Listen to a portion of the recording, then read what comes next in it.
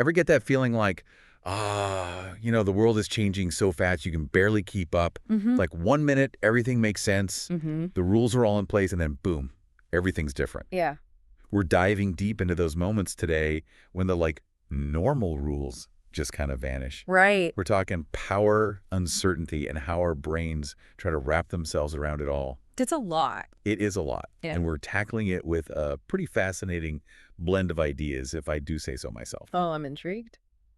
We've got political philosophy this time with Agamben's Homo Sacer, exploring what happens when people are excluded from the usual protections of the law. Okay, interesting. Then we're going to tap into a little history of science with Thomas Kuhn, who really dove deep into how entire fields of knowledge get totally flipped on their heads. Like a paradigm shift. Yeah. A total paradigm shift. To what? And then to wrap it all up, get ready for some seriously cutting-edge cognitive science with Active Inference, which is this model of how our brains learn and adapt. Okay, so we've got philosophy, history of science, and cognitive science all in one. All in the mix, yeah. Wow. You might be thinking, what do these things even have in common? And honestly, that's what makes this deep dive so interesting. I can get behind that. They all deal with these moments of massive upheaval, these states of exception, where the usual order just breaks down. Right. And active inference might actually give us tools to understand these shifts, not just in our own little lives, but on a huge societal scale. And that's a big claim. It's a big one. Yeah. So let's start with Homo Sacer. It's a pretty loaded term, right? What does it actually mean? You said it loaded is right. It's less about a specific person and more like a whole concept. Imagine someone who is totally stripped of all the usual legal protections. Okay. They can be harmed without any consequence, but they're also completely excluded from the normal rituals and rights of society. So they're like outcasts. It's even more extreme than that. Oh, wow. It's like they're in this terrifying in-between space, both inside and outside the law at the same time. That's a chilling thought. Yeah. To be that vulnerable, you don't even count as a person under the law. Exactly. It's like the ultimate state of exception, isn't it? Where the rules just vanish. You got it. And Agamben argues that this whole state of exception thing, it's not just some ancient Roman quirk. Right. It's something that still happens all the time today. Whenever power dynamics go haywire. Okay, so how does this connect to, say, my life or the lives of, our listeners? This all feels very theoretical. It might feel theoretical, but think about it. Refugees fleeing war-torn countries, they often find themselves in legal limbo denied basic rights. Right, I see what you mean. Or citizens under extreme government surveillance, their freedoms curtailed in the name of security. Yeah. These are all modern examples of how the rules can change so fast, how people can be pushed to the margins overnight, experiencing that same vulnerability as the Homo Sacer. Now that you put it that way, it does feel incredibly relevant. So where does active inference fit into all of this? How does a model of the brain help us understand something as complex as, say, a government declaring a state of emergency? Right. You mentioned earlier that it was all connected by these moments of upheaval. Yeah. I can't lie, that's still a bit too vague for me. Can we dig into that a little more? Of course. So active inference basically tells us that our brains are constantly working to minimize surprise, to make sense of the world around us. Yeah. It's like our brains are always trying to predict what's going to happen next. Interesting. This drive to minimize surprise, we call it variational free energy. So our brains hate surprises. No spoilers allowed up there, huh? You got it. Now imagine you're living through some major upheaval. Okay. A pandemic hits, a war breaks out. Suddenly the world feels totally unpredictable, right? Definitely. Your brain's expected free energy that need to minimize surprise goes through the roof. So we talked about the Homo Sacer experiencing this terrifying uncertainty when the rules protecting them disappear. Are you saying our brains react the same way, even if we're not facing something that extreme? You've hit upon something really important, our own personal experience of uncertainty, that feeling of what's going to happen next. It's like a microcosm of what happens on a larger scale during these societal states of exception. Oh, I've never thought about it like that before. And this is where things get really, really interesting. Okay, I think I'm starting to see how this all connects. Our individual brains crave predictability, just like societies as a whole. But if uncertainty is so unsettling, how does anything ever actually change? It's not like we live in a static world. That's a fantastic question, and it takes us right to Thomas Kuhn and his work on scientific revolutions. Oh yeah, I've heard of him. He said that even in science, where we like to pride ourselves on being objective and, using reason. Right. Even in science, massive shifts happen. These huge paradigm shifts. I see where you're going with this. They happen when the old ways of seeing the world just don't cut it anymore. So it's like those moments in our own lives when a belief we've held onto for so long is like seriously challenged. And we have to reevaluate everything. Except now, imagine that happening to an entire field like all of science. Bingo! And just like those personal moments of reckoning, these scientific paradigm shifts can be so disorienting. Yeah, no kidding. It's got to be kind of scary, actually. Suddenly, the old rules, the accepted methods, the very questions that scientists ask, they all have to be re-examined. Can you give me an example of a paradigm shift that really shows how completely upside down the world can feel? Imagine being a doctor in the 1800s, back when the main theory of disease was like bad air or miasma. Oh, wow, yeah. Then along comes this guy, Louis Pasteur, with a totally radical idea. Germs? Invisible to the naked eye, these tiny things are actually what's causing diseases. It's hard to even imagine a time before we knew about germs. It was not just a new discovery, it completely revolutionized how doctors understood illness hygiene, even how hospitals were designed. Wow, talk about a state of exception in the scientific world. Right. One day, everything you thought you knew is wrong. Right. It makes the political upheavals we talked about earlier seem almost, well, not tame exactly, but I get what you mean. yeah, like less intense maybe? In a way, yeah. But here's the fascinating part. Both situations share a similar process underneath it all.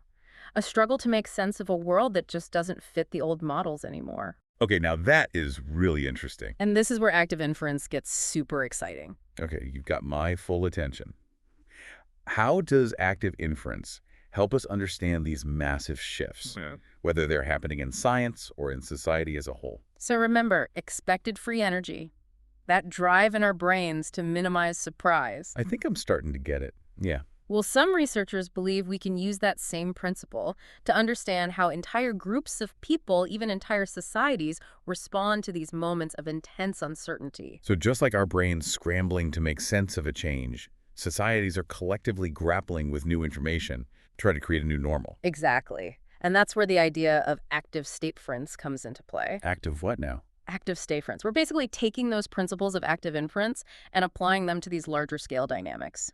Active stateference. It sounds super important, but I'll admit I'm a little lost. Can we break that down a bit more? Absolutely. Think of it this way. Active inference is about how our individual brains are always trying to minimize surprise, make sense of the world, Yeah, okay. Active stateference takes that idea and says, what if the same process is happening on a societal level?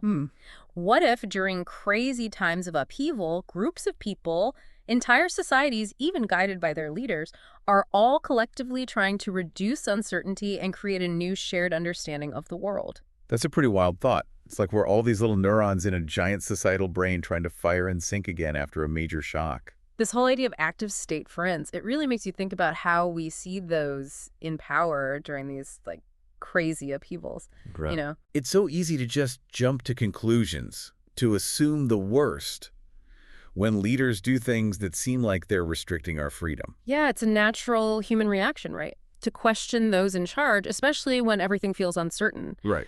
But active stateference, it kind of pushes us to think about the immense pressure these people are under. So you're saying we should try to see things from their perspective? Not necessarily saying you have to agree with their actions, but try to at least understand the forces shaping their decisions. Okay, that makes sense.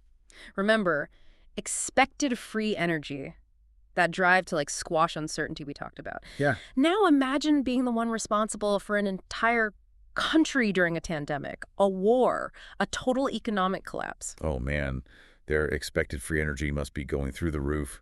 They're dealing with a level of uncertainty that most of us can't even fathom. Exactly. And in that kind of situation, that state of just total anxiety, the need to regain control to make things feel predictable again, can be totally overwhelming. So declaring a state of exception, even if it means taking away some individual liberties, it's a way for leaders to get a grip, to minimize their own uncertainty. A trade-off, right? Even if it makes things more uncertain for everyone else. It's a complicated equation for sure.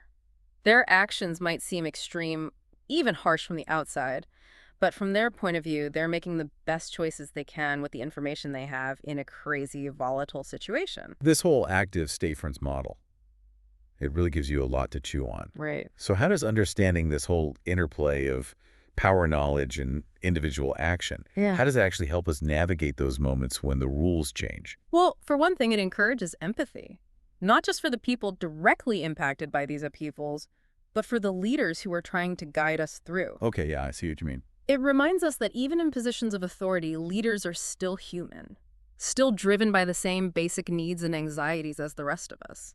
It's a good reminder for sure, Mm-hmm. but it also seems a bit, well, kind of bleak.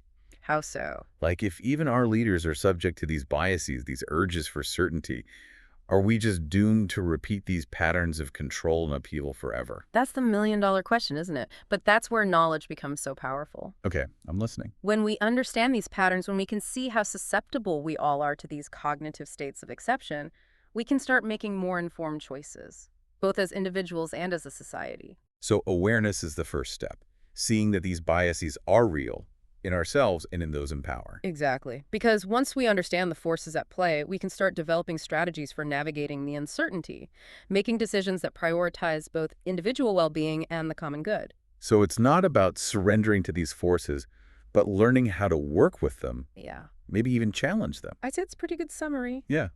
We started this deep dive by talking about those unsettling moments when the world as we know it changes, when the normal rules go out the window. It's a wild ride for sure. Yeah. We've gone from ancient Rome with Homo Sacer to the cutting edge of cognitive science. We've explored how our brains deal with uncertainty and how those struggles play out on a societal scale. And there's one thing that's crystal clear, it's this. Understanding these cognitive states of exception is not just an academic exercise. It's about equipping ourselves with the knowledge and the awareness to navigate an increasingly complex and unpredictable world. I completely agree. So next time you feel that shift, that feeling of the ground moving beneath your feet, remember, you're not alone. Your brain, like all of ours, is working overtime to make sense of a world that's constantly changing. And by understanding those inner workings, by recognizing that deep down we all crave certainty and control, we can start building a future where these moments of upheaval, while maybe unavoidable, are met with more wisdom, more compassion, and a whole lot more resilience. And that's all the time we have for today's deep dive.